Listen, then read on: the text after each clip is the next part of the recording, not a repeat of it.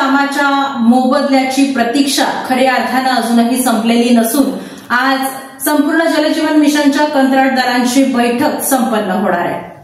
हर घर नळ जल जीवन मिशन अंतर्गत केलेल्या कामाचा मोबदला देण्यास केंद्र सरकारने हात वर केले आहेत। त्यामुळे राज्यातील 3 लाखांहून अधिक कंत्राटदारांनी टोकाचे पाऊल उचलण्याचा निर्णय घेतला।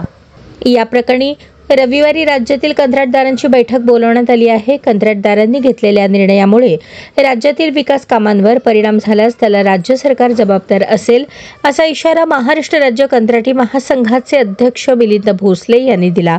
या योजनेसाठी केंद्र सरकार 50% व राज्य सरकार 50% निधी उपलब्ध करून कामे करण्याचे नियोजन होते।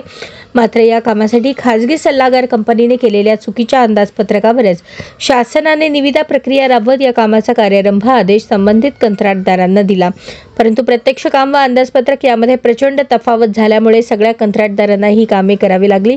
मात्र केलेल्या कामाची प्रचंड प्रमाणात देयके 8 महिन्यांपासून प्रलंबित आहेत असा आरोप भोसले यांनी केला आहे।